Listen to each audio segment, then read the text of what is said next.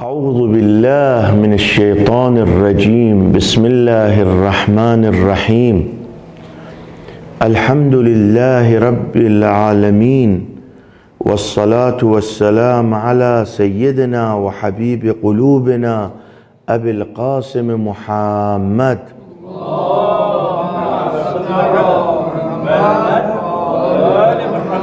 وعلى أهل بيته الطيبين الطاهرين، واللعن الدائم على أعدائهم أجمعين. كيف يتفوق طالب العلم؟ سلاح طالب العلم هو الدعاء، هو التوسل. لما نرجع إلى روايات رسول الأعظم صلى الله عليه وآله وسلم وأهل البيت روحي لهم الفداء، نجد يحثون إلى الدعاء والتوسل، يرشدوننا إلى الدعاء والتوسل. طبعا كلام رسول الأعظم وأهل البيت هو لصلاح الأمة، لصلاح البشرية، خصوصا لطالب العلم. احنا الآن نتكلم عن طالب العلم، كيف يتفوق، يصل إلى مرتبة عالية لخدمة الدين. رسول الأعظم يقول: من سره أن يستجيب الله له عند الشدائد والكرب فليكثر الدعاء في الرخاء. تريد بوقت المعاناة الله سبحانه وتعالى يأخذ بيدك، لا تنسى الدعاء، كثر في الدعاء، فإن الدعاء سلاح لكل طالب العلم. طالب العلم إذا توجه إلى هذه المسألة ودائما استمر فيها يصل إلى ما يريد. الدعاء. شوف، هذا مؤسس حوزة العلمية في قوم، مرحوم آية الله حائر اليزدي، قبل ما يجي لإيران كان مستقر في كربلاء. يشوف طيف أنه بعد 10 أيام سترحل عن الدنيا. الحائر اليزدي مو إنسان قليل، مؤسس الحوزة في قوم المقدسة، ولكن الدنيا وما فيها ليس له قيمة عنده، ولذا ينسى المنام. ليلة 10 يصيبه المرض، وحسب النقل يصبح عنده آلام شديدة.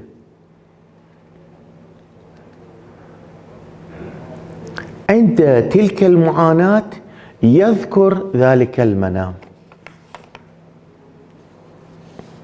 هو في حالة الاحتضار. ليلة 10 رأى في المنام أنه أنت 10 أيام لك فرصة، سترحل عن الدنيا بعد هذه الأيام.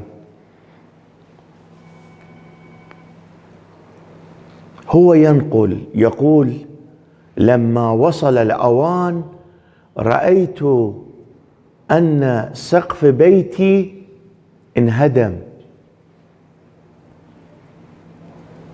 ودخل ملائكة.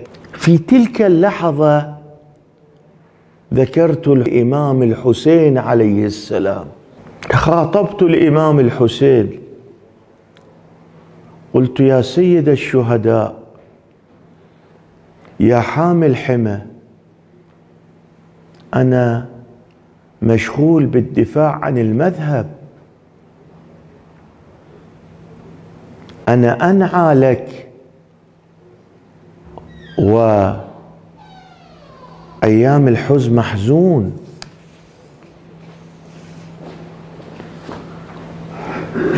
يا سيد الشهداء صير واسطة، الله يمد في عمري.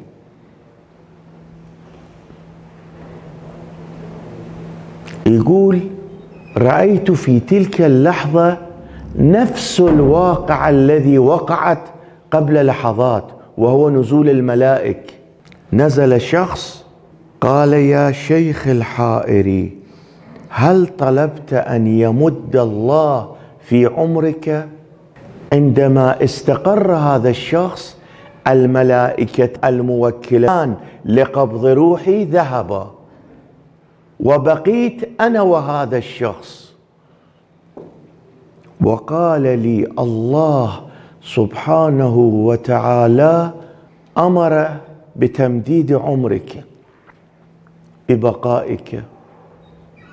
الدعاء، التوسل.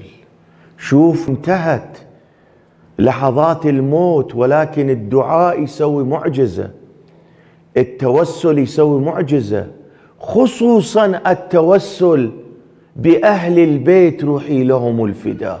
وهذا نموذج من نماذج الحقيقية. الشيخ الحائري ليس إنسانا قليلا.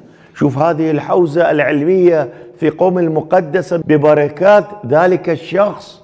وأيضا في حالات آية الله العظمى السيد البروجردي ينقلون: أنا كنت في بروجرد ومشغول بالتحصيل، حسيت بالتدريج أنوار عيني تذهب وتصبح عيني ضعيفة باستمرار الأيام. جئت يوم عاشوراء أشارك في مجالس العزاء، شفت الناس ملطخين وجوههم بالطين مواساة لإمام الحسين عليه السلام. دنوت إلى أحد منهم، أخذت من هذا الطين وكحلت عيني،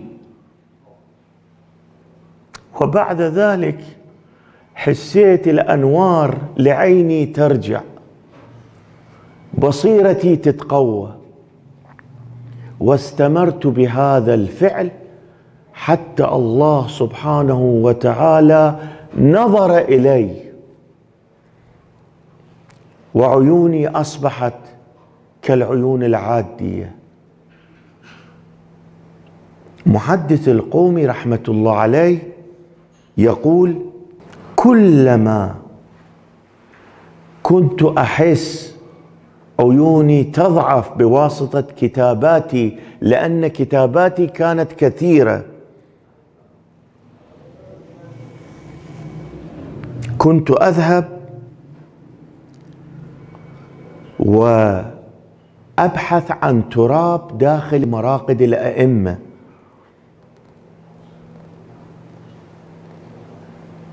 وآخذ التراب من على القرآن، من على كتاب الدعاء، وأكحل عيني، وبهذه الصورة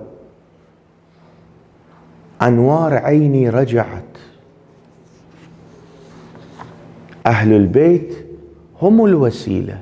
لا تنسى ابني أن تتوسل بهؤلاء، هم طريق النجاة. تريد تصل إلى مرتبة عالية، الله جعلهم لك طريقة، الله جعلهم لك نورا. اغتنم الفرص فإنها تمر مر السحاب. إمام الصادق روحي له الفداء يقول: نحن حبل الله الذي قال الله تعالى: واعتصموا بحبل الله جميعا ولا تفرقوا. من الواجبات الالتزام بالدعاء والتوسل، وأحسن وسيلة للارتقاء هم أهل البيت روحي لهم الفداء. التوسل والدعاء والتمسك بحبل أهل البيت. إمام الصادق يقول: نحن أهل البيت حبل النجاة. ذلك الحبل نحن أهل البيت. نحن طريق النجاة. الروايات عن أهل البيت روحي لهم الفداء حول الدعاء والتوسل كثيرة، ولذا الرسول الأعظم صلى الله عليه وآله وسلم يقول: تحب الله سبحانه وتعالى أن يستجيب دعاك؟ يعني الله سبحانه وتعالى أولا يحب ذلك العبد الذي دائما مشغول بالدعاء والتوسل، يطلب من الله سبحانه وتعالى، ولذا في القرآن يشير: ادعوني أستجب لكم. الله سبحانه وتعالى يريد عباده يتوجهوا إليه حتى يبقون على طريق الصحيح، يلتفتون. كثر الدعاء. الإنسان بالنهاية عنده شدائد، عنده كروب، لا يمكن أحد أن يدعي ليس له كربة أو شدة، لا يمكن، يكذب. كلنا مبتلين، كل واحد بشكل. طريق النجاة الدعاء، التوسل. أنا خطابي الآن ويا طالب العلم. طالب العلم تريد الله يوفقك، دائما اذكر الله، دائما اجعل وسائط للقرب لله سبحانه وتعالى، دائما كون في حالة التضرع والخشوع بواسطة الدعاء والتوسل. شوف الله شلون يفتح لك الأبواب. دول العلماء الذين جاهدوا في سبيل الله، والله سبحانه وتعالى جعل قبورهم مشاهد لقضاء الحوائج، شلون عاشوا؟ اكتفوا بالقليل ولكن كثروا في الدعاء، في التوسل. الله سبحانه وتعالى أعطاهم هالمقام. ولما تذهب إلى الحرم تشوف الناس يزورون الحرم ويزورون قبور العلماء، يتوجهون للحرم لزيارة المعصوم أو من أهل بيته، ويتوجهون إلى العالم المرجع الذي أفنى عمره في طريق الدفاع عن المذهب. الله يوفقنا ويجعل فينا هذه الخصلة المباركة، وهي الدعاء والتوسل ببركة الصلوات على محمد وآل محمد.